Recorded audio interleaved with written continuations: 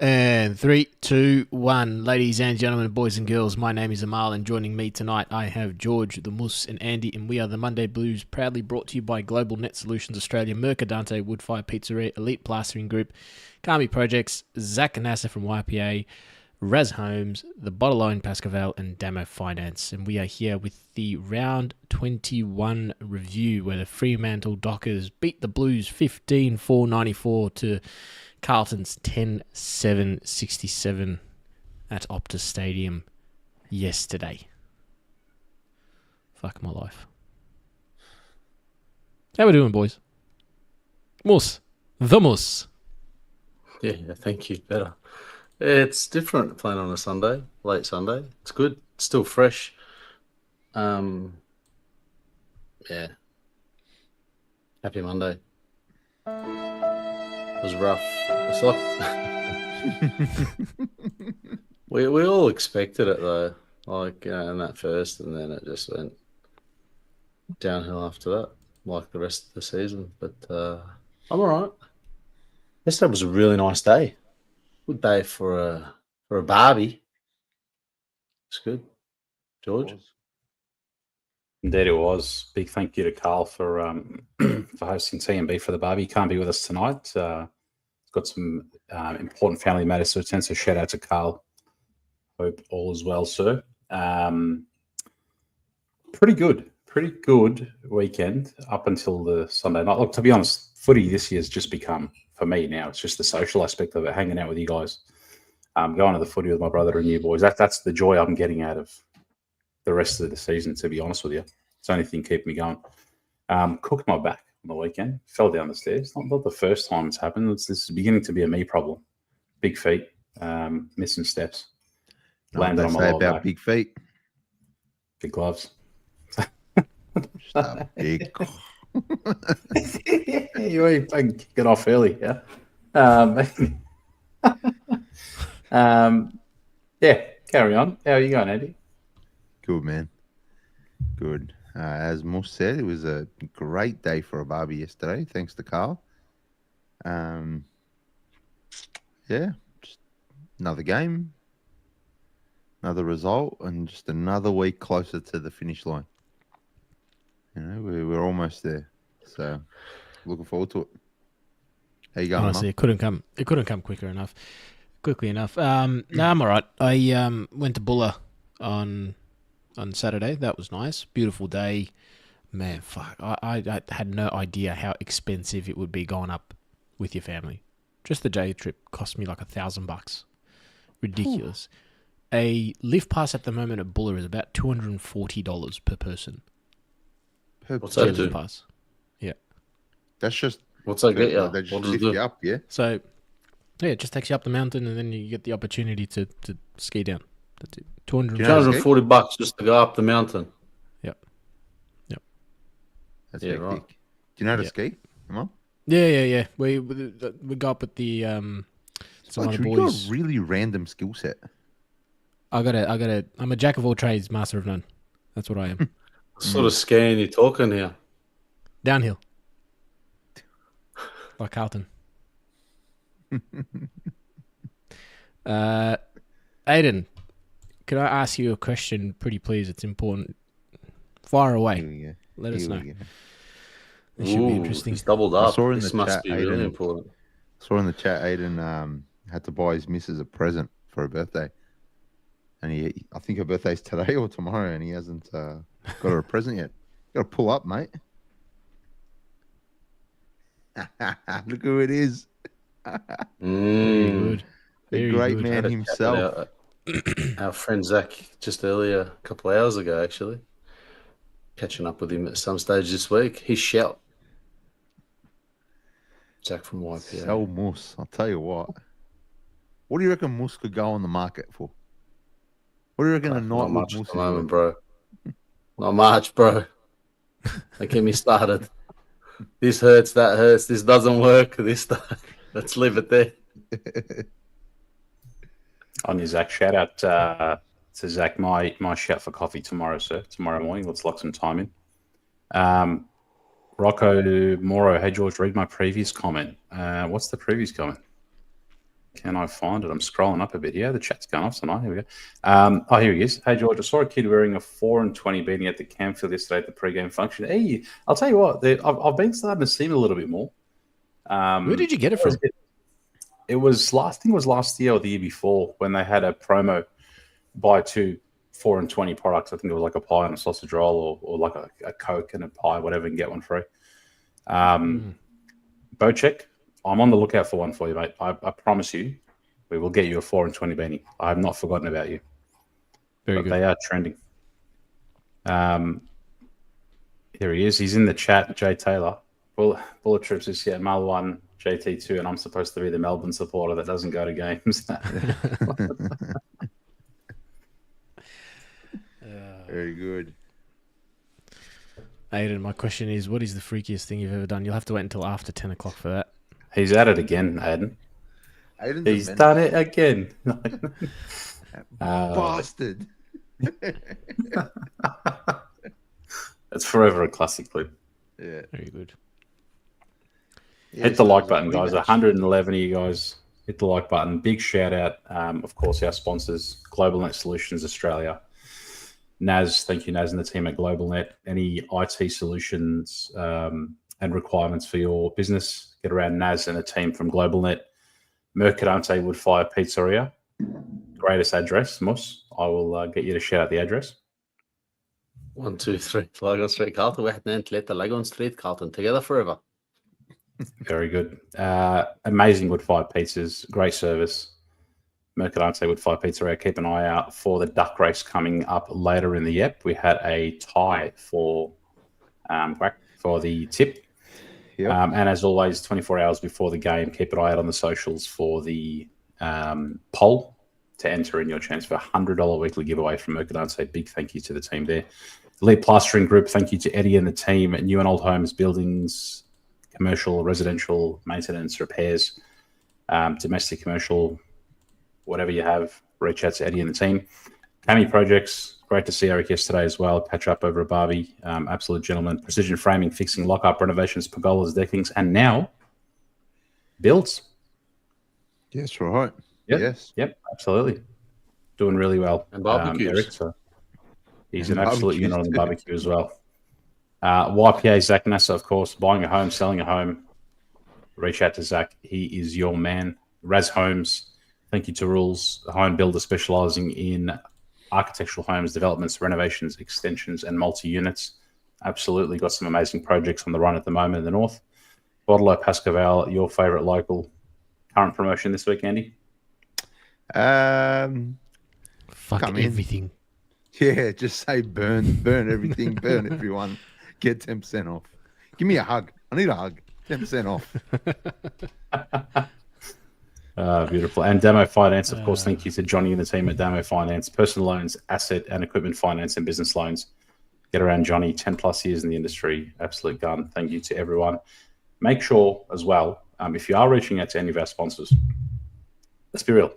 If you knocked a hole in your wall yesterday after the second half fade out, you already know, I need a plasterer. I'm going to reach out to Eddie and the team.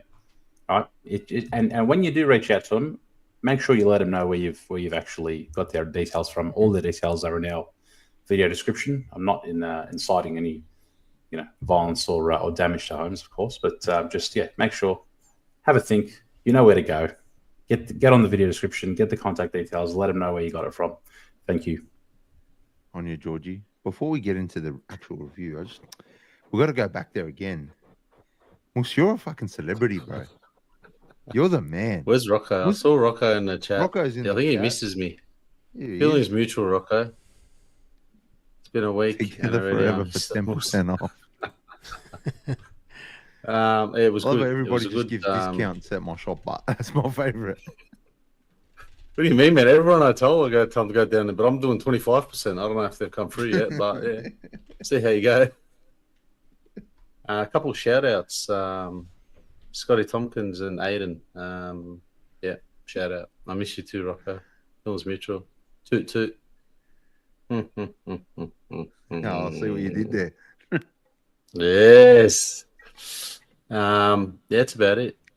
Nice. Someone else wants to shout out. Aiden. I already gave you one, mate. Get rid of that flag. Nice. Keep moving. Freo Absolutely versus in the Carlton. house. Yep. Started well.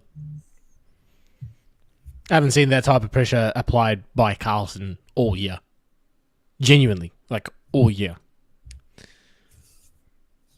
But I felt like this, the first half this time, where the pressure was applied and everything like that, you can just see, even that, you know, for the first time in 8 weeks or however long it's been that we've actually brought the pressure, how badly our game plan stinks. Because you can see what's happening, right? It's pressure, pressure, pressure, make them turn over.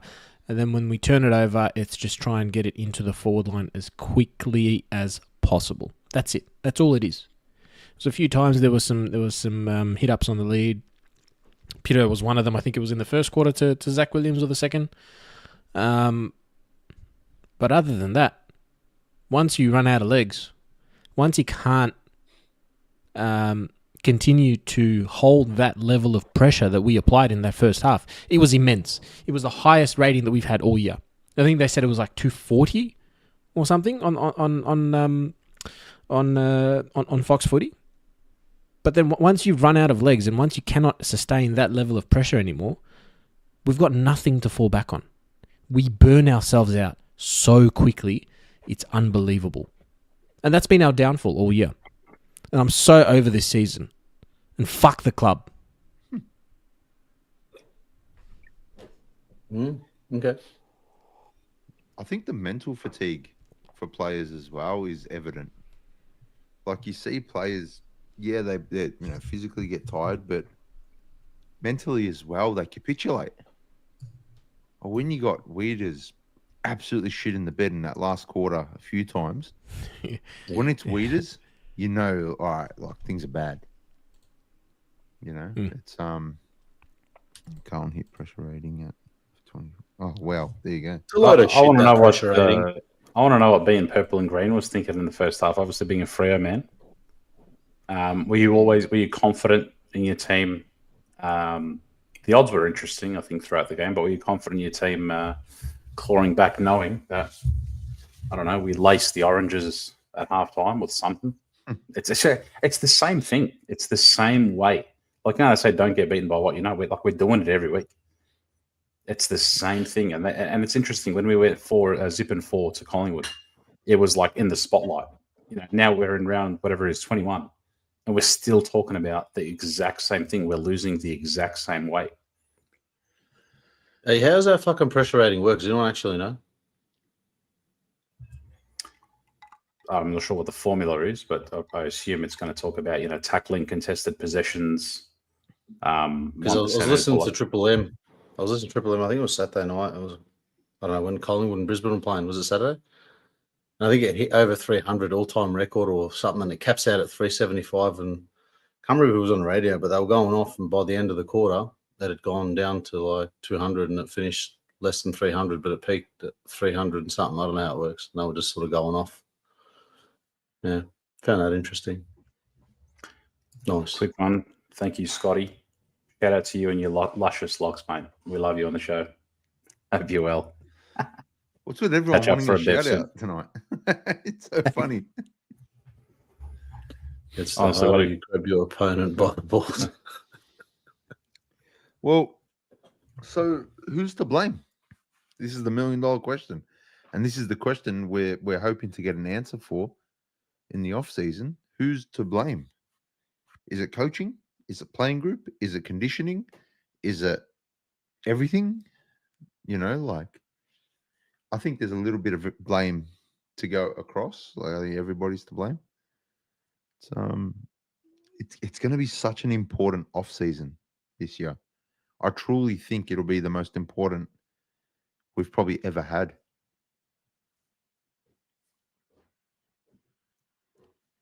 Like once we, you know, obviously with the weather, the conditions, and us being contested team, I think it suited us. Obviously, then Hayden Young went down, and we were smashing him in the clearances, and we were getting. It wasn't necessarily clean shots at it, but we were making the most of our chances. I think at one stage we were like 7-1 or 8-1 or something like that. So in those conditions, making the most of your chances obviously was great, right? And then once, I think even the second quarter, we were expecting, obviously us not having the wind in the second quarter, we thought, they'll probably wrestle it back. And we maintained, we actually held off really well.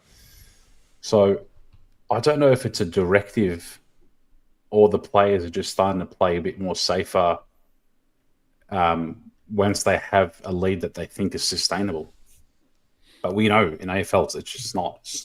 Look at the Saints a couple of weeks ago against the Demons, right? And then you've got some players where once they have an early like a stinker in the first quarter, they're just down the whole game. Like I don't want to single out Jesse Motlop, but there's a few times where he was a confidence killer for the team, where he's either missed the ball or overrun it, or there's been moments where he just hasn't, the ball hasn't bounced his way, hasn't worked well. And then I think there was another one, might have been with Harry, where again it's a bit of a momentum killer, a momentum shifter. Ollie Hollins runs all day, tries hard, does really well. Some of his disposal, it just leaves you wanting more, right? There's things like that where good teams will make you pay, and Freo did at the end of the day, and they got out the back a couple of times. I felt like our mix was interesting without having without Chera in there. The ferocity of the midfield and the pressure and just how well we were, I guess, getting into the 50 was good. Not having a Charlie in there and being a focal point where we always go to him gave you something a little bit different. I don't think it's sustainable either way, right? You get to that lead, and all of us, we all looked at each other collectively, and we were all just waiting for the moment. It was inevitable. It was literally like death, taxes, and giving up this lead. Like we all just knew it was going to happen, which is the saddest part. Isn't it funny how when Charlie plays on his own with no Harry, we kick the ball to him every chance we get. We kick the ball to him, and when Harry plays without Charlie, we don't kick it to him all the time. I wonder if that's directive. Do they Kicking know it to Harry? Like not kicking it to Harry every time? Yeah. But I love the fact that he was chasing. He was chasing like a madman. He was tackling. 100%. He was chasing. Yep. I respected his game in terms of his effort that he was showing. Just his forward marking craft has gone to shit, and his confidence, at goal is no good. Yeah, but I don't know how he can kick it from the boundary, wrong foot, and then I don't know. Harry's such a weird player because you know what his best is like, and you also know what his worst is like, and then you kind of get something in between every game. Though you see glimpses of his best, but then you see glimpses of his worst again, and you're just like, where are you? Where are you in your career right now? Like, everyone's talking about trading Charlie, and Charlie asked to leave. And are you guys confident if we're just left with Harry? If we're just left with Harry as a forward, as a sole key forward, would you guys be comfortable with that? I'd have no issues provided the game plan is sound, and you've got the likes of Moya developing and Lemmy developing and those sorts of players, and then you throw a bit of forward line pressure from the smalls, and if that works, then you got no issues. But at the moment, we've been that one man Charlie for however long because his pure talent has got us over the line because we've had no game plan or structure. It's just bomb along to Charlie and see if we can do anything. But I think our forward line looked better than it's been all year without him in there. It looked like it was functioning at some point, especially in the first. But then looking at, look at it from the other angle now, did Fremantle just say, look, just let them go, see what they got, and then we'll sort of just kick into second like every other team's done and just walk all over them? Seems to be a trend, yeah. It seems to be like... But if I'm playing Carlton, I'm telling my boys, they're going to go at you for a half. Yeah, just stick around. Just stick around. Make sure that lead doesn't get too far. I mean, obviously you want to be in front, but they're going to give you everything they've got in that first half, and you just need to be close enough at halftime, and you'll win. 100%. I think it was like a 48-point turnaround or something, 40-something point turnaround, 50 even. It's interesting, that conversation. I think we spoke about this. Might have been late last year, I think, Andy, when you said, I'll take Harry. I'm taking him all day because of the impact he had. And let's be real, last year he had a fantastic turnaround in his year. In terms of what he can provide as a game changer, marking down the line, saving the game, kicking goals, important goals. And don't get me wrong, Charlie is a generational type player for me. Like, I love the bloke. We've seen his best after what he's been through. 2021 was the last sort of glimpse in terms of what life looks like without Kerno, because Mackay won the Coleman that year. I know didn't kick a massive bag, but I think he had 49 or 50 goals or something like that. It was. He just, something looks off with him, and the way he goes into contests just looks worrying. Like there's been somewhere he's just gone in head first. And I think, Amal, you called it, like looks like he's trying to knock himself out. He's very clumsy. Let's be real. The guy, for his whole career, we've said it early days. Like he's a tall that plays like a small sometimes. He doesn't realize that his height doesn't use it to his advantage or his strength until recent times. But yeah, I've said it recently. He's probably one concussion away from the AFL stepping in, and some of the way he goes about it. It looks a bit odd. I don't know. I'm not saying it's anything sinister, but just the way he's gone about his footy this year, the way he's sort of let up, being in contests is just a bit strange. There's been a lot of word about his commitment and a lot of word about his supposed injury and what he went through and all that kind of stuff. And I guess we'll find out more in a few weeks' time with a lot of the answers that we seek for questions that we're seeking. Hopefully. Yeah. There's a lot more. There's a lot more to what meets the eye, I guess. Petra Khan, 231, shout out to the Monday Blues. We need a shout out from the chat. Thanks, Petra. Thanks, Petra. And another one from the called him the Oz. There you go, Oz. You got one from me. You'll be at the game level 3. Congrats on getting your tickets. I'm sure the Monday Blues will be there. I'm not. And Cam, felt confident before the game. This is a big hit. 1,600 on one leg. There you go. Hayden Young cost you 1,600. Surely that's money back, though, isn't it? Or bonus bet or something? Stiff. What do you say, Mal? You're not going either? Nah, man. Nah. You don't want my ticket? You're not going, Moose? Yeah, I'm giving mine up too. Yeah, no, I got work. Work comes first at this stage. Fair. What for? Why would you go? Yeah. I'm sick in the head. I don't know. I like being there. For me, it's being in a hot kitchen, being in a hot kitchen. It's boiling. Things are boiling around you and you're just in that fucking soup, It's like that meme, everything's okay. That meme. The whole house is on fire. The house is on fire. It's like a definition of insanity. Like Andy and I, we go into the food court area, grab a pie, grab a drink, or whatnot, and then we sort of we go through the same motions, knowing what's about to come. But it's like we have joy in that comfort of that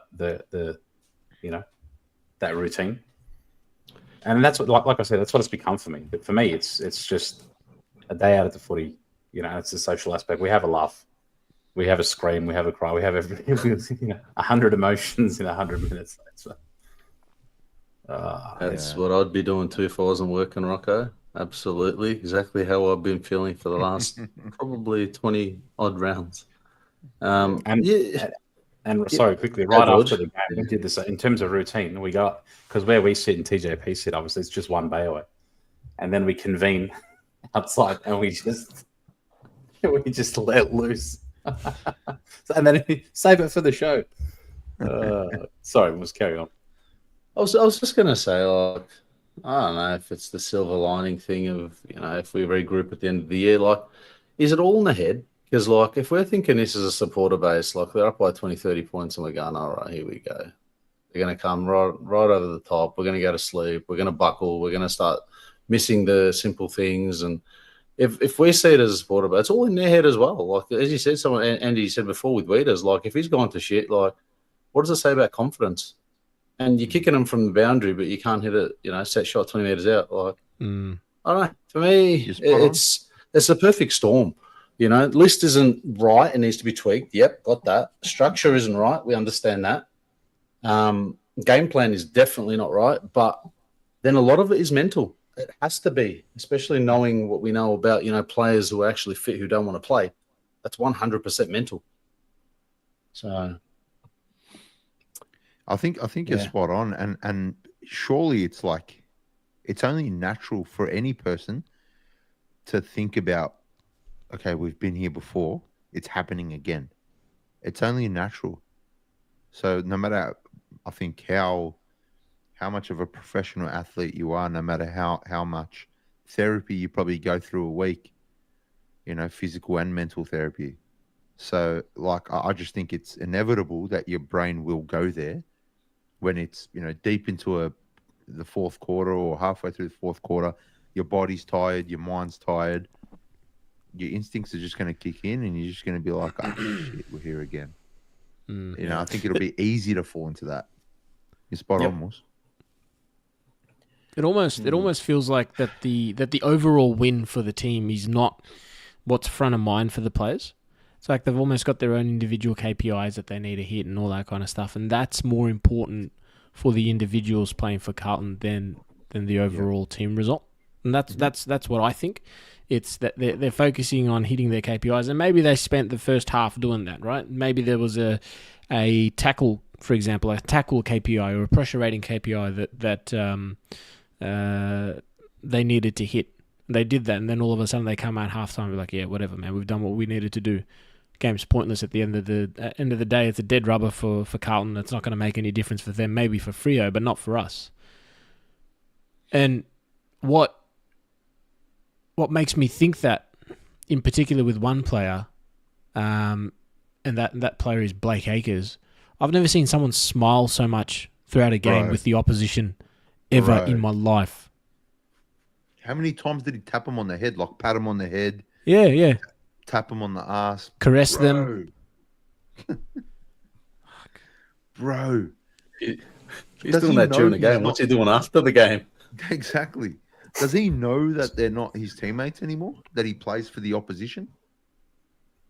But even against the Hawks, like that, what cooked me last week, and I mentioned it, after he got decked by Sicily, as soon as the siren went, and Doc, the camera goes to Doc, it's his last game. Mind you, the first 3-4 people that went to Doc were Hawthorn players. Akers is just having a laugh with Sicily, like smiling, having a laugh. Like, man, again, optics. And then the camera panned to Will White, who was pissed off. Yep, he was wearing it on his sleeve.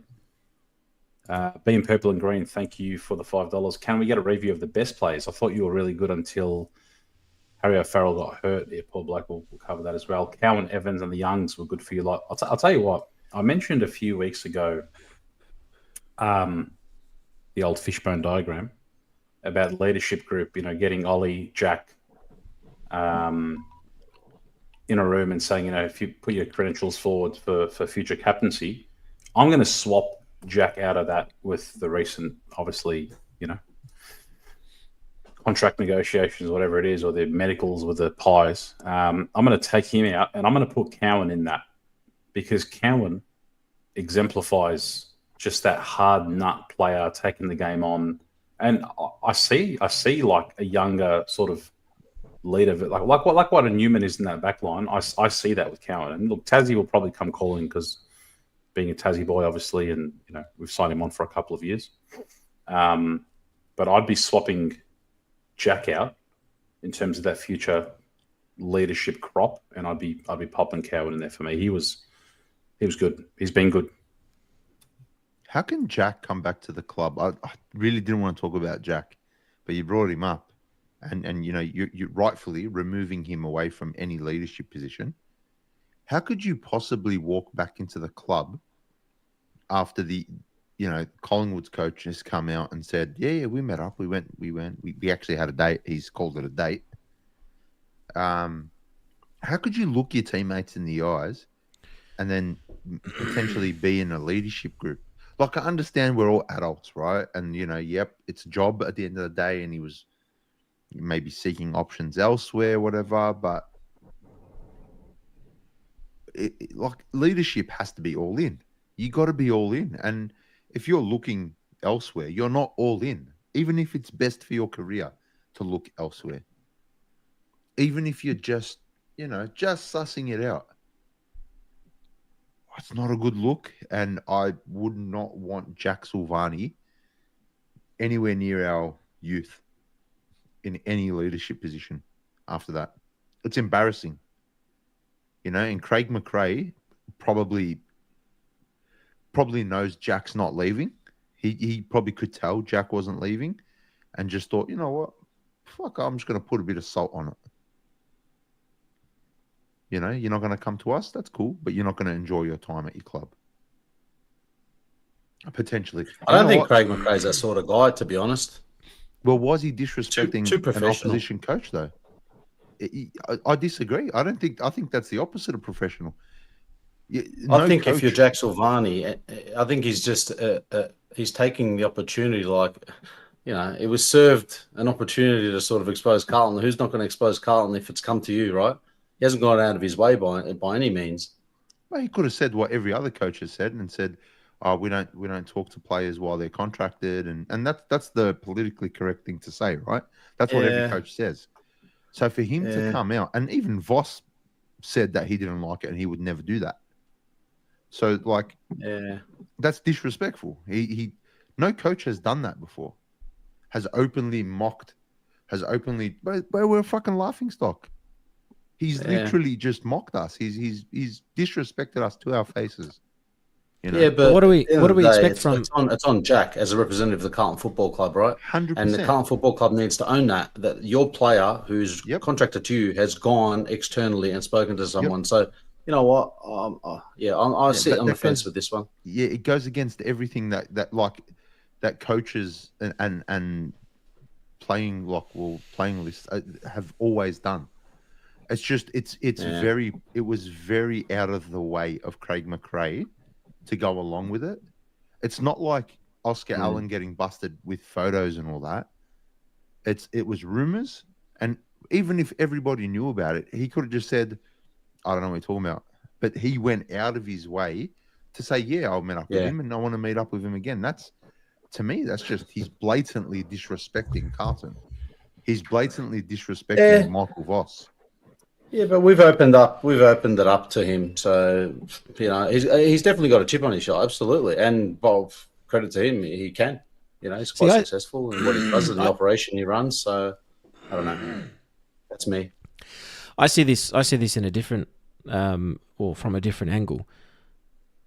Silvani has been the player that we've thrown around from position to position ever since he became a part of this club. Started in the forward line, went to the back line, forward line, back line, forward line, back line. And he's been, that's happened pretty much every game this season, bar the last couple that he played, where he was solidified in the defence. Maybe after years and years and years of Carlton not giving Silvani the opportunity to become a proper positional player, in whatever position it was, defence or forward, maybe Silvani's just fucking had enough. Fuck this club, like my granddad's club and my dad's club or not, they haven't developed me as a player. And I'm looking at this whole list of people that haven't been developed either. We've got Cripps, we've got Wiedering, we've got Kerno, we've got Mackay, we've got X, Y, and Z, and we haven't been at the closest that we got to a prelim, and we couldn't even back that up the next year. Our game plan didn't make sense. So maybe it's that. But my issue isn't with Jack Silvani seeking his options. Yeah. My issue is Craig McRae going out of his way to disrespect. But no coach has ever done that. Like, it's actually, it goes against everything that coaches have said in the past, where it's always like, oh, no, we don't. Since when do opposition coaches talk mid-season or during season about meeting up with He's still a contracted player. It's actually illegal, isn't it? Illegal, isn't it? Like against the rules. It's like I guess it's like a moral code. Like I think Adam it's Simpson. an actual rule. Adam Simpson mentioned, he's like, even if we do, we lie about it. He's like, we blatantly lie about it, and you don't say anything until after the season. He said it happens. He goes, you'd be a fool to think it doesn't happen, but he goes, you lie about it because out of respect for the other club. Now, allegedly, I was obviously McRae and Voss mates, premiership teammates, all that. And Voss came back and said, I can't remember what his comments were word for word, but he's like, oh, I didn't know about it. And he seemed to be a bit annoyed by it. As you would, because imagine he's like, yeah, I knew about it. Yeah, cool. Like, he looked like a cuck just sitting there in the corner. You know what I mean? This guy's gonna take one of your assets and see you later, right? So how does he respond to that? He's not going to say, yeah, cool. Well, I gave him my blessing. I'll let him have a date. Come on. Yeah, the language used didn't sit right. Purple and green. Was... I don't know. So best players again from for this the week. Best players from this week. Some we will positivity, absolutely please. For being purple and green. We will at some point. And I think, we will go through that, but we missed one. We missed Aiden's one. Adam Sard, thoughts? Better. Did a couple good things. Better. It was okay. Better. But that's like most of the playing list. They were better for the first half, and then they all just dropped, faded. Blood copped a shin to the nose. That was pretty fucking brutal. Yeah, it was a bad one. It wasn't broken? Broken nose, you reckon? I don't know. They haven't actually... I haven't seen anything. Either way, he'll be out for this week. Yeah, it'll be concussion, I think. And it'll be twice within a very he'll short be amount of time, Well, the other one that suffered a pretty bad injury just after he kicked his first goal was Harry O'Farrell. First goal followed by first ACL, which is incredibly sad to see. We're cursed at this point. Like, aside from Jagger Smith, and Silvani kind of being the positives to come out of this year. Silvani's moved to the defense. Jagger Smith being rated so highly, and we picked him up at the 3. Not that we really have benefited from that just yet. But the next one out of that would probably be Harry O'Farrell. He's only played a couple of games now, but he's shown a lot. He's shown a lot. Bang, ACL. And it looks so innocuous. I think most you and I were going ACL, MCL, just the knee knock, whatever, kind of arguing about it. And then here we are. I'll tell you who's very happy about it. Jack Silvani. What do you mean? Well, one of the reasons why he might have been looking elsewhere was because he probably saw writing on the wall. Fucking Cowan, O'Farrell, Carroll, taking that spot in the defence that he just kind of tried to claim as his own. Well, one of them's down now, so you guys probably need me a lot more now. So if he's not already out the door, and committed to the Pies, but because you look at it now, Sauce, let's just say, by all reports, he's out. O'Farrell, very, very unfortunate, because he looked like he was going to be a mainstay in defence, and that's a big thing considering, key position player at his age, who can, he's still got he needs a few pre-seasons really to get the best out of his body, but he's just composed, right? His marking is amazing, his intercept work. All of a sudden, you look forward to next year, and you probably need to retain Lewis Young. You've got Dean coming in. I don't know about Harry that. Dean coming in. Well, this is the thing, right? You got Wiedering, Haynes. Don't forget Newman. But I'm talking about in terms of like your key position players. You probably got to swing Kemp back to centre half back. Like, let's be real. Kemp was there when we were killing it last year. Newman was taking the best defender week in, week out. In terms of tall defender though. Like key position defender. So like your fullback, centre half back, second, third tall. Like Newman takes you like your Toby Greens, the mid-sized forwards. But you have a decision to make now, right? In terms of your depth. You've got Lewis Young, you've got Brody Kemp. I've completely forgot about Brody Kemp, to be honest with you. But at our best last year, when we had that run and we was top 3, top 4, he was playing as a key back. So you almost have to start, again, moving magnets again. It's going to be an interesting one. Harry Dean is going to be an interesting one. Like to see what we do with him early. He's obviously very, very young. I hope we let him develop before just chucking him. I was going to say, going to break him. That's what we're going to do. Yeah, we need to really like. If this kid's as talented as what they're saying, then we need to really try to nurture him. Let him develop. You know, like everybody's complaining that the Campo boys don't get a game or whatever. I don't mind it. Let them develop. You know, if they're not quite ready, let them develop. It's better than them coming in like when Lucas came in and we just like, our skills are so bad, we killed the kid. You know, like we destroyed the kid. So just let them develop in the twos. I love Carroll. I really like what Carroll does. O'Farrell was looking fantastic, but like George said before, Lockie Cowan, he's turning into a footballer. Like he's turning into a really good footballer. So I'm really excited to see what happens with Cowan next year when Newman comes back in. Does Sard play on? You know, is his body kind of catching up to him? Does he decide, guys, I'm ready to put the boots up or hang the boots up? Yeah, it's such a interesting time for the club because change is inevitable, and that could go, you know, all across or should go all across the board, but on field especially. You know, these injuries and people coming back, people going, from injuries. It's a tough one. Do you delist? Do you recruit? A lot of questions are going to be asked in the next few weeks and months. I actually think a lot of the change needs to come from probably the midfield and the forward line, more so the defense. I think the defense overall throughout the year has been okay, all things considered. I mean, we've been turning the ball over in the middle of the ground. I don't know what we expect the defense to do aside from, pull a miracle out of their ass. They can't do that every single time. I think the midfield really needs to be looked at closely. Well, I take that back. The game plan needs to be looked at really, really closely to make sure that it's fit for purpose, and then build your midfield around that. Because I don't know what our midfield is. I don't know what it's built for. Well, like, what's its purpose? Contested ball. That's it. That's it. Yes. That's literally it. Yes. And then after that, you can see it just falls apart. There's nothing after that.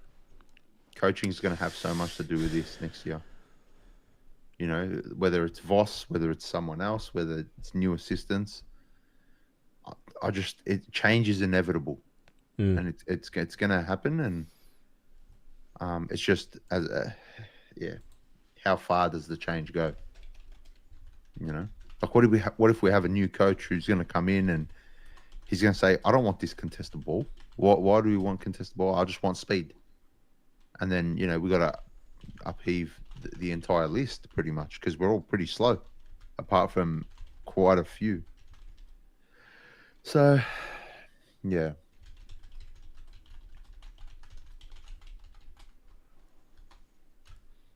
Nice.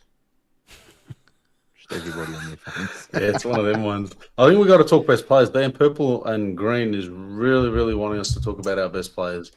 Hewitt had a blinder of first half. He was 20 solid. touches in the first. Yep. half.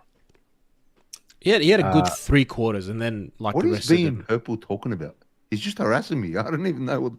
I don't know what I'm doing. Go watch a Freo channel, man. Not talking about the best players, which we need to do. Why? We never do when we lose. Hewitt was good. Fuck him. Yeah, He did well. I like Hewitt. Hewitt did well. You had a good game. It's hard to pick some really. Yeah. Imagine being quiet I and hate- getting 36 no, I shouldn't say I disposals. hate- We had 25 at half time. Yeah. Yeah. And it's more how we negated their stars. Like Sarong was quiet. I know Lord was running with him for a little bit. I'm pretty sure. Obviously, Hayden Young was subbed out of the game, but their players just didn't get really a good crack at it or a good run at it until, like I said, the second half. The biggest concern for me is what we're doing is just never sustainable. And that word sustainable has been there for years. Like 2022 was about get the biggest lead you can, bash the team for a quarter or two, and then that lead, even if they try, they can't claw it back because you'll have a significant enough lead. 2023, the first half and the second half were polar opposites. 24, started well, horrible middle patch, great sort of towards the end, horrible at the end. Sorry, the football we play is not a sustainable brand. Injuries keep piling up every year. I'm not going to go into the Andrew Russell versus what we're doing now discussion, but I actually think letting Andrew Russell go was a very, very bad decision in hindsight. Yep, I agree. Funny, we were all begging him to. It got worse. It got worse. I'm not even going to deny it. We were all, hunting for his head. But then the podcast that he did on what was it? Sacked. It was the Sacked podcast with Code Sports. Just some of the language that he used around Carlton, and the comparison to his own mindset against the mindset of the club. It was very concerning, very, very concerning. I mean, you look at the prelim final against Brisbane in 2023. He was saying that he was absolutely gutted. Yet the rest of the football club and the supporters and everything like that were cheering them off, because I've never been a part of an atmosphere, an environment where we lose in a prelim final and we're happy, which is fine. I get the happiness side of it, but he goes, I was gutted and not one player felt that. Well, at least he didn't think that. The first day he rocks up to training in pre-season when he signs on, 6 or 7 players were late. He goes, this is a high performance environment, and he tried to bring in his own touches and finishes and all that kind of stuff, but apparently he was told by Luke Sayers at the time to stay in your lane. Yeah, right. I quite like. I don't know if we're still going through players, but I think Motlop's pressure. I don't usually say Motlop's pressure. His pressure was really good, especially when the ball was in that forward line. There was a few attempts at, locking it in and tackles and getting in the right space. But when I looked at stats, it's a fucking interesting one. He had 7 touches, 6 of them were turnovers, and the other one was a goal. Jeez. He's not having a good year, Jesse Motlop. That's bad. He's another one just waiting for the finish line now. The potential's there, bro. The potential is there. Yeah, that's what I mean. His pressure. He was getting to the right places. Yeah. He just say what you will about him. Down. Yeah. Say what you will, but Frankie Evans is our best small forward at the moment. Let's be real. Yep. Like, a few months ago, you would have been crazy for saying that, but that's the reality we face at the moment. Yeah, I know. Like, I think Zach Williams had a good spur, but like at the moment, Frankie Evans, when in terms of going hard at it, he's kicking him. He's kicking a couple of goals here and there as well. His pressure's been great. Bloke got smithereens knocked out of him. He's come back and he's had an okay game, and we've gone and recruited. So obviously we've moved Zach to the forward line. We've got Motlop, we've got Durden. We've recruited Will White, Flynn Young, Frankie Evans, and it's like just trying to throw the kitchen sink at it, just trying to throw everything at the problem, and nothing's really stuck. We haven't really had consistency. Fantasia, I completely forgot about Fantasia as well. But that's it, Rocco. Frankie fucking Evans, that's our best small forward at the moment. That's the reality of it. That's where it's at. Yep. Fucking thoughts on TDK. Before we go to TDK, I really like Cooper Lord. His game's good. Big fan. He's had a good year. Big fan. Cooper Lord, he killed Sarong yesterday. He did really well. He's another one. I'm excited. I'm cooked. I'm sick. I actually not optimistic. I don't want to use the word optimistic, but I'm not like it's not all doom and gloom, for us. I just think it's going to take a while, and I still believe it will get worse. But I think we've got a good crop of young players. They seem hungry. They seem willing to learn. I just wish we had better educators at the club. Because they're willing to learn. You can tell. They're getting better. I just wish we had more and better educators. Is that going to change, though? The development of these players. That's the biggest concern. Yeah, you're right. It is the concern. Correct. And I hope that's why I think education is such an important thing to improve in this off-season, next off-season. It's something that you should always be looking to improve on. But we've got a good crop of 6 or 7 young players who can take this club forward in a few years. You hope that they're given enough time to be molded into good footballers with good culture. And I've said this for weeks now. Culture is the number one thing on the list that needs to be improved. And I think with players like Cooper Lord, with players like Ollie Hollands, Matty Carroll, O'Farrell, Lockie Cowell, Will White, we'll chuck him in there. Jagger. We don't know Jagger yet. We haven't seen anything about Jagger. You haven't seen, but like, let's be real. They put a lot of eggs in that basket. Yeah. Okay. Yeah. So we'll add Jagger in. That's a good. And then you have, of course, Cody again, Dean. Like we haven't seen them, but by all reports, these are the players that when you think about the next crop that are going to take the club forward in a few years' time, they have to be in the mix, really, right? Well, that's why I think anybody should be on the table right now of those big names, right? Let's get players out. If they don't want to be here, get them out. And if we're not going to win, if realistically we're not going to win a flag in the next 2 or 3 years, let's try to get some educators into the team, some leaders, some on-field leaders who can educate these players, who can lead these players and teach them things that they're not learning at the moment. Well, that's what Haynes is there for. That's why they brought in Haynes. Absolutely. Let's get someone else. Let's get someone up forward. Let's get someone, to help the midfielders. Like Luke Hodge for Brisbane was invaluable. And if we can kind of do something like that. Sam Mitchell at West Coast as well. Sam Mitchell at West Coast. Well, look at Collingwood clearly see a role for that with Pendlebury. That he's just re-signed apparently.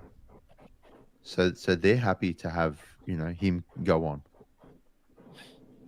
So I just think obviously we're not going to win anything in the next couple of years at least. But if we can educate and teach and mold and develop the youth that we've got, because it is a good crop, and if we can bring in a couple more, and then a couple of I don't think it's all doom and gloom for the future. It's just really bad right now. But I think with the right people, and this is the thing again, you just hope the changes are made, that the right people are put in the right positions and they make the right choices, or as many right. They're not going to get everything right, so I hope they get as many right choices, decisions as possible. Then, man, and if you know what, if we're not slightly optimistic about the future, then what the fuck are we doing? If as supporters we can't be in the slightest bit a little bit optimistic about the future, then we're just going to be miserable forever. And you're not gonna appreciate the good times because you're just fucking miserable.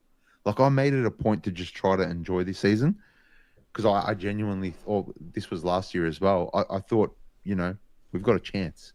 I didn't enjoy 2023. I was like way too fucking negative. So I felt, yes, I enjoyed the end of it, but I didn't it was tough going. 2023 was an emotional ride for a lot of supporters. And I went into 24 with, I'm just going to enjoy it. Whatever happens, happens. It's a long season. And again, we did the opposite of 23. We shit the bed at the end. So I think it's just important for us to be level-headed as well as supporters and temper our expectations. We're not going to win a flag, right, anytime soon. I genuinely don't think. Maybe, but who knows? God willing, we win the next 8. But I don't think we're going to win the flag in the next 2, 3, 4 years. So let's just try to get as many good people in the club, as many good educators in the club, because we do have a good crop of young players, and we had that once before and we shut the bed. So let's make better decisions and drive good culture. That's where I'm at. Sounds like a rebuild. It is a My, rebuild. my absolutely. my issue with that is that we've, for the last 10 years or 15 years, we've just been throwing band-aids at it. Get rid of a coach, bring in a coach. Get rid of 2 players, bring in 2 players. And I hope that's what Graham Wright is going to change and actually look at the club internally, because the issue is not the playing group or the list. Yeah, sure, a couple tweaks, a couple things. The issue is your leadership team and your development team and the guys who sit behind the scenes of what is actually being delivered as a message. Like you said, your educators and all those sorts of people behind the scenes. What message is a club delivering? But look, man, I'm reading between the lines, and what I'm saying is this thing's just a business and I don't give a shit. Sorry, man. But Absolutely. We've said that all. And we've said it that, looks yeah. like it. Sauce put his hand up. He wants out. Charlie doesn't want to play his fit. TDK is looking for more money. Like, fuck, man. That was the spine. And if you go back to, who was it? Was it Bolton that was talking about the spine in that speech that said, who was it? Was it Charlie and Weeders and Cripps and whoever else it was? But Marchbank. it's the likes of those players who won out. So, Yeah. I don't know, man. But this is why I'm saying we're not going to do anything now, right? Like the players don't even want to be there now. The senior list clearly has issues. So let's drive the culture. This is where it starts now. A line in the sand. Said it weeks ago. I hope they can. But to do that, it's not only hitting on the head. It's a full rebuild, like full. Major. Well, if that happens, right? Let's put ourselves in Patrick Cripps' shoes, right? If he goes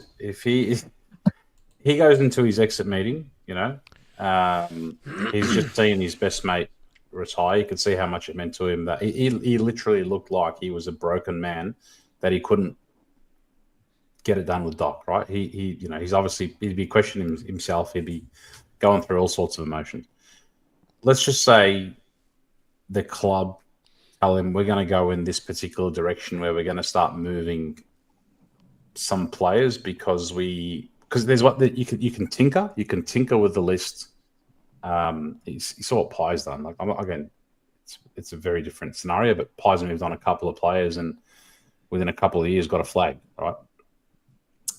You can move a couple of pieces because I personally still think the foundations are there. You just need to do a bit of tinkering and you can get the right mix. Or if they tell them, yeah, we're gonna do a sort of a bit of a gutting at the moment, and we are aiming for 2029, 2030 to be in the mix. He's well within his rights to have a think and say, well, if I'm not going to be here for it, then what am I doing here? I can't accept a 2029, 2030 timeline. Hypothetical. No, I'm just like imagine. I think definitely if it's going to be a full blown rebuild, Cripps will put his own hand up. He's 30. He's turning 31 next year. He's got a kid. He's got a young family. He'll probably want the support of his own family, and I'm pretty sure his partner is from WA as well. So the whole go home factor starts to become real for Paddy Cripps. He's given. None of us here, I don't think any single Carlton supporter can say that Paddy Cripps has not given his absolute all to the football club. Would anyone be upset if Paddy Cripps came at the end of this year and said, if you guys are going for a full rebuild, I'm out? No. You'd say, all the best, Paddy. No. Thank you so much for everything that you've done for the football club, and all the best wherever you go, Freo or West Coast or wherever it may be. Right? I would shed a tear. 100%. It would break me. 100%. 100%. You can't deny the man if he turns around. And he's the type of bloke that I think would do it in the spirit of getting the best result for the club in terms of whatever it might be that we get back for it. He won't. And I don't think he'll be the person to say, get me the hell out of here. He'll say, if it makes it work for you guys, let's work something out. Again, that's a tragic thing that would, to not see it.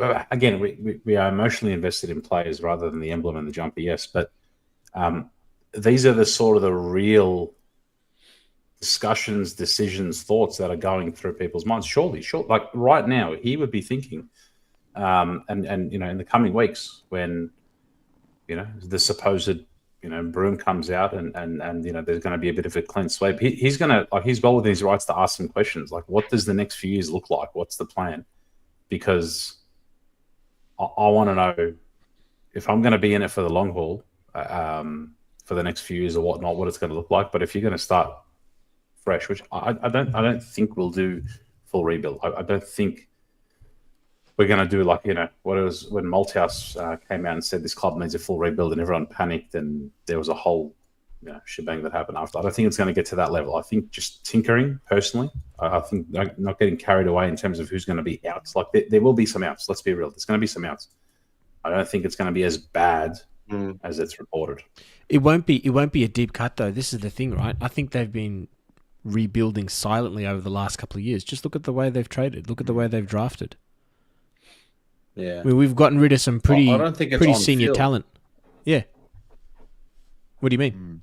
I think the on-field trading is going to be at those top leadership positions. Those senior players, like, you know, but they've put themselves on table. You're talking TDK, you're talking Sauce, you're talking Charlie, and you're maybe talking a Walsh. That's probably as far as it goes, and a couple of those mid players that we normally trade anyway. Like you said, those 2 or 3. Maybe a McGovern, I don't know. But for me, that's not the issue. And it's never been an issue for me on the actual list. My issue is your Eberts, your Lloyds, your Hansons, those people. And no one talks about team. Greaves. No one talks about Greaves, man. This guy's escaped everything. Isn't he? He's the What's his job? Coaching and performance lead or something. He's like not getting much out of the performance, is he?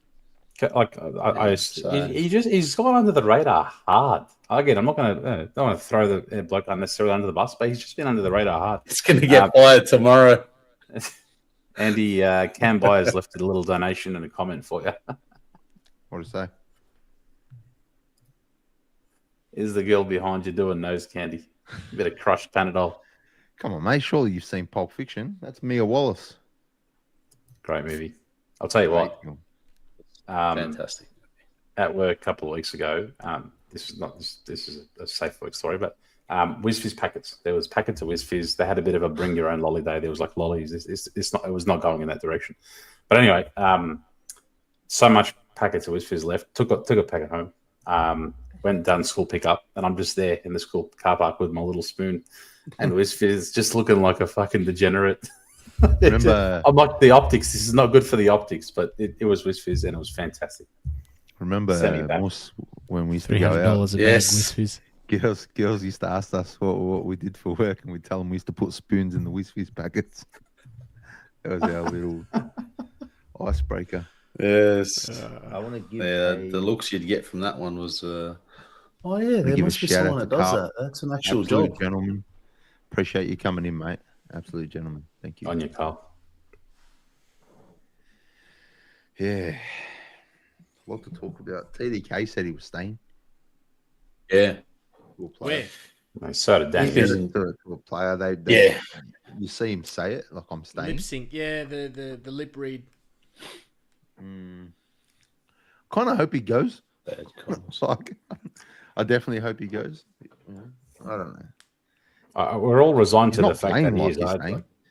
Yeah.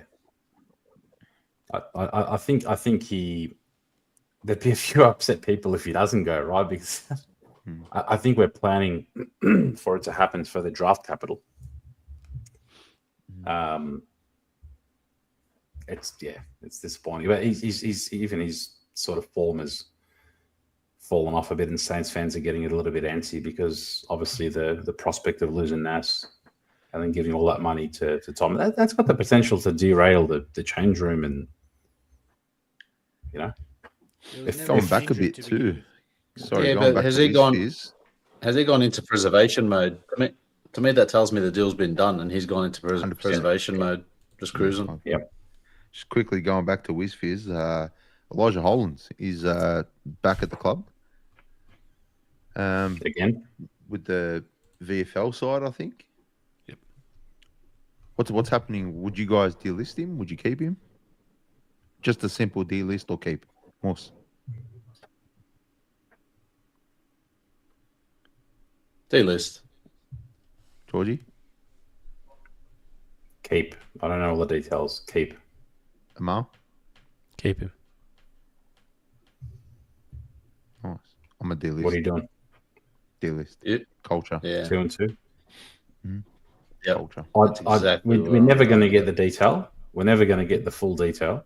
And there will be, whispers and info coming out and whatnot. I just think, and I'm not talking about it from a like what he brings for our forward line, like that Jack Martin type. Even Jack Martin's kicking fucking breaking records now. He has that integral link from our midfield to our forward line when he's up and about. Can we support him through whatever he's going through? If it's toxic and potentially endangering the culture of the club and the youngsters and all that kind of stuff, then you have to. It doesn't matter if he's, Jeremy Cameron levels. You can't. You can't be. What we did to Fev. Look what we did to Fev. Enabled. Yep. Culture. So For me, line for me, in the yeah. sand. Yeah, I agree. Look, if that's the case, yeah. right? Like if it's the case that everyone kind of knows it is, no pun intended, knows. If it's that, then you got to delist him, man.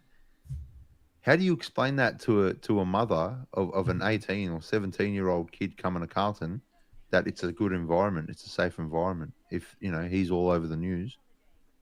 In another 6 months, doing it again. Set the standard. Get rid of him. The thing is, like, we can't even develop and nurture our players who want to be there and who are doing all the right things. We're going to fucking develop a player who has disappeared for a couple of months and decided to show back up. Like, I don't know the specifics, like we said, but fuck. Let's work on the players that are actually there and putting in. Fuck it.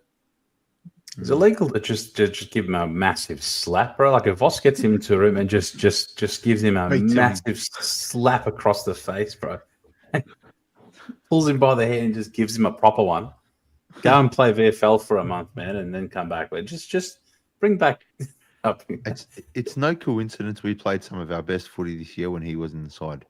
We know he's a jet. We know he's so important. That GWS game when he first came back, that was a bit rough. He had a rough start. But I think he played against the Saints, where we played real well. He played against, was it Geelong? I think. I don't know if he played against Geelong, but I don't know, man. He just adds something, and I get that. But this one, culture. There you go. Yep. Mitch Robinson and Fev both better off being out of Carlton. Yep. Culture, Absolutely.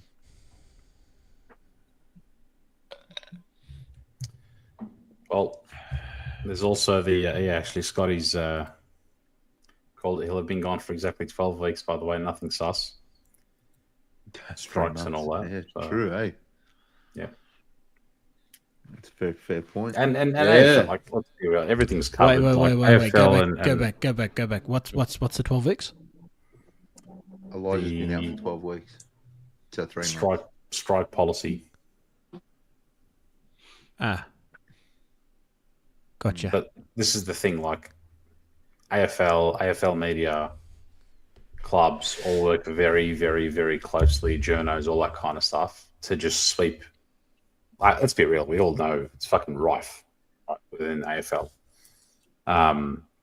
They sweep everything. Like I said it a couple of weeks ago. I said it on CJP. Third party payments. I'm not going to go into it, but I can assure you, there's shit happens that's not documented, recorded, to appease players, and I can confirm that. I'm not going to go into any further detail behind the who or the what or the third party. Happens. there's a lot of stuff. There's a lot of stuff out there, but they work hard to sweep. At the end of the day, it's obviously mental health being a big focus at the moment for society. They're not going to go into personal details and out the bloke and all that kind of stuff because that's the landscape. Fuck, things are really depressing at the moment, aren't they? Things are just so depressing. I think the club as well, you can almost tell with the players, they're probably also waiting for the round 20 for whatever the Bombers game. They're probably just waiting as well. It just feels like it. It feels like it from the club. It feels like it from the supporter base. We're all.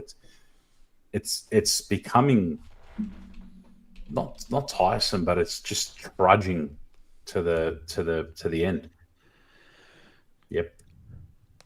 Speaking of Fev, get onto it. I'll tell you what a show. Going to be massive.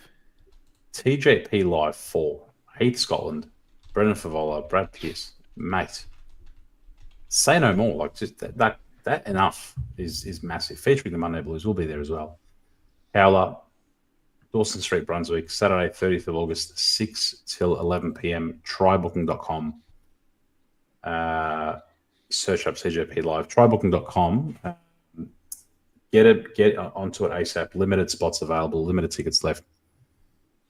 Big shout out to Rocco and the boys and Mars for setting that up. It's going to be huge. Like I said, their live shows are fantastic. This won't be any different. It'll be massive, massive.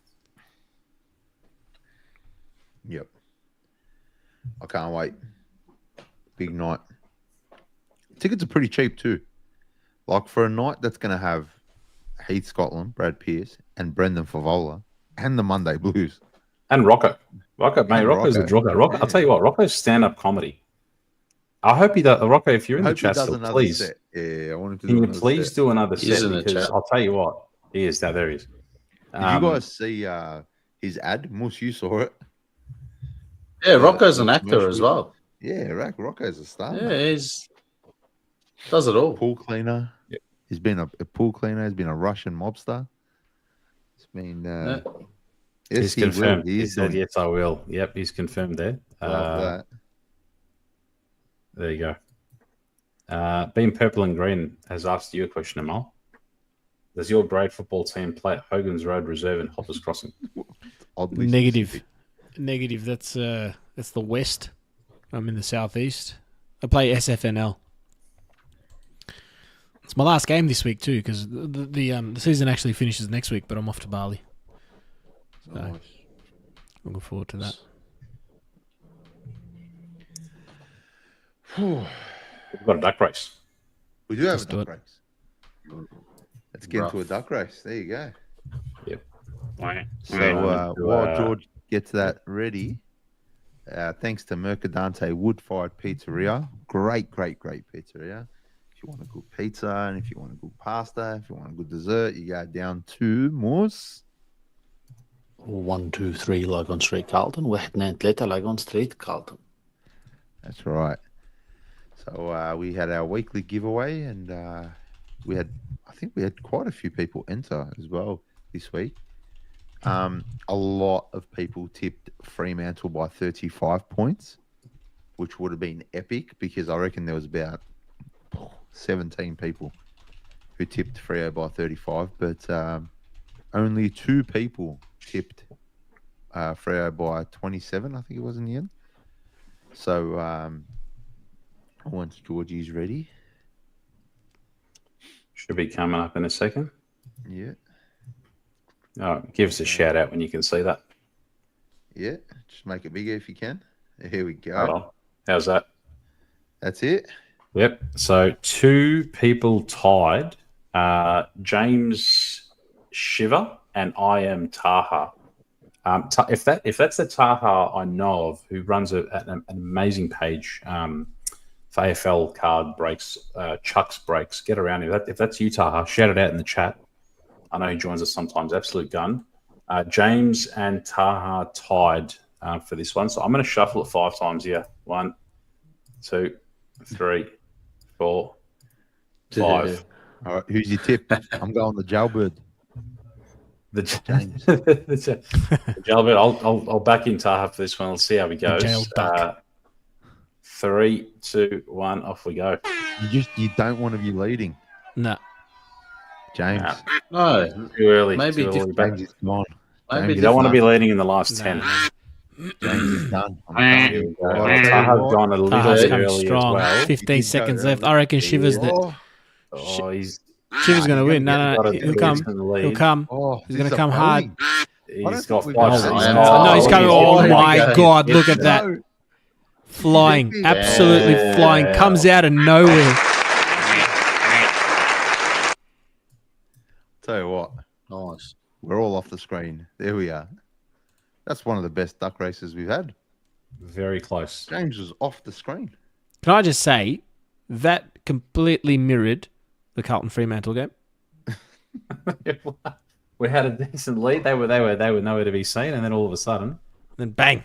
bang! Absolutely come out of nowhere. James Shiver, thank you. $100 at Mercadante coming your way. 1, 2, 3. Log on. That's right. Carlton.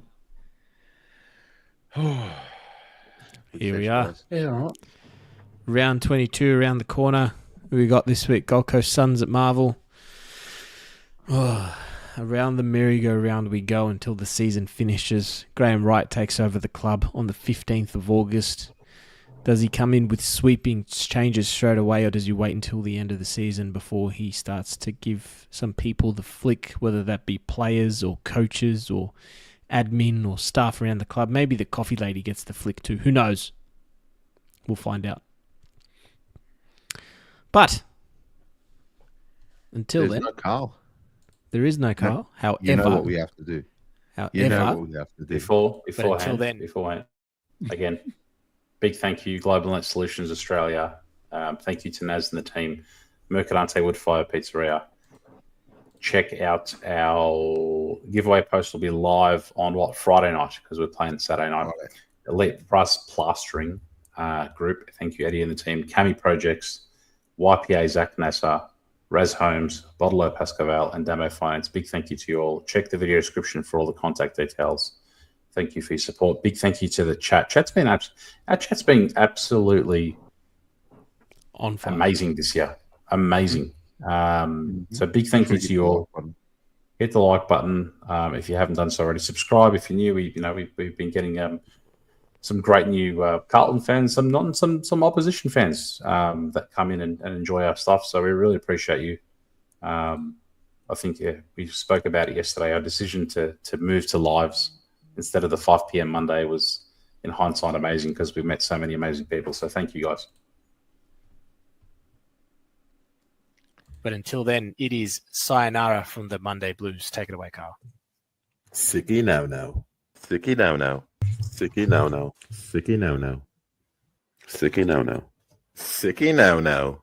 Sicky now. Sicky now. Sicky